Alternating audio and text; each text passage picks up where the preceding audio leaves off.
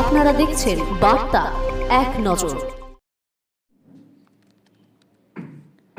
আরজিকর কাণ্ডে কলেজ পড়ুয়াদের মতামত নেওয়ার এআইডিএসও ছাত্রনেতাদের মারধর করার অভিযোগ উঠল বালুরঘাটে। অভিযোগের তীর বালুরঘাট কলেজ তৃণমূল ছাত্র পরিষদের সদস্যদের বিরুদ্ধে। কেন মতামত নেবে তারা, তাও কলেজের সামনে? সেই মতামত গ্রহণ করার সময় হঠাৎ বালুরঘাট কলেজের সামনেই তৃণমূল ছাত্র পরিষদের সদস্যরা তাদের উপর আক্রমণ চালায়। আরজিকর নিয়ে আন্দোলন করা ছাত্র নেতাদের মারধর করে, ছিঁড়ে দেওয়া হয় জামাকাপড় থেকে পোস্টার, ব্যানার।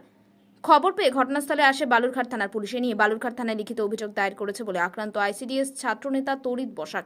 অন্যদিকে তার বিরুদ্ধে ওঠা অভিযোগ অস্বীকার করেছে বালুরঘাট কলেজ ছাত্র ইউনিটের সমস্ত সদস্যরা।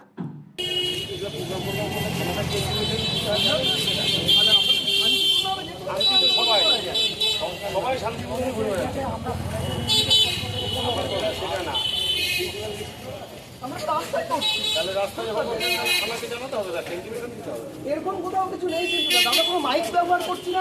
আমরা সেটা না, এইটা ফরমাল থানাকে জানাতে হবে, এমন নিয়ম আমাদের জানা নেই।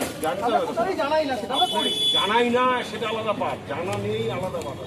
আপনারা কিন্তু নিয়মটা জেনে নিতে হবে। কলেজে এখনো আছে, তাদেরকে আপনারা ধরুন।